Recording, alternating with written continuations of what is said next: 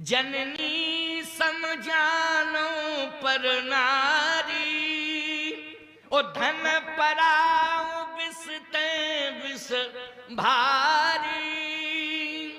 जननी समझानो पर नारी, पराई नारी को यदि भैया अवस्था में बड़ी है तो फिर मां कह दो, मां मान लो।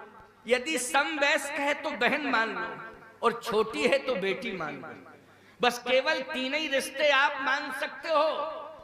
और यदि विधि के विधान के अनुसार, यदि विधाता ने विधान बनाया है, जहीं विरंच रच सिए समारी, कहीं श्यामल बर रचेऊ बिचारी, तो उसको केवल परिणय बंधन में बंधने के लिए विधि का विधान है। तो इसके लिए तुम मनमुखी विचारधारा से उसे स्वीकार नहीं कर सकते हो, उससे संबंध नहीं जोड़ सकते हो।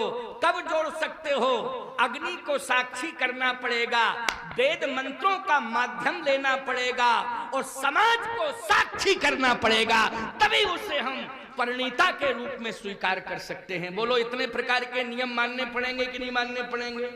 जब इतने प्रकार के नियम मानोगे तब उसे आप परिणीता के रूप में स्वीकार कर सकते हो।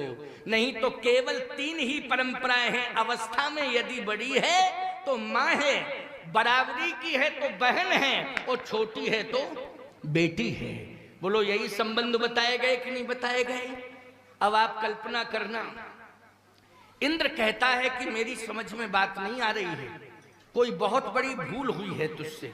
सही बताओ, चित्रकूट से ये बाण आया है और प्रभु राम ने भेजा है, तो पहले तो तुम ये बताओ कि तुम चित्रकूट क्यों गए थे?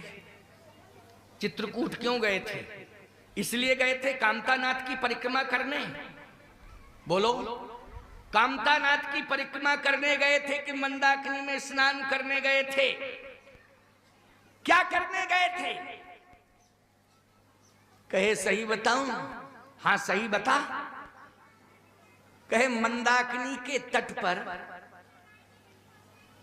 सीता जी का श्रृंगार राम जी कर रहे थे, मंदाकिनी के तट पर।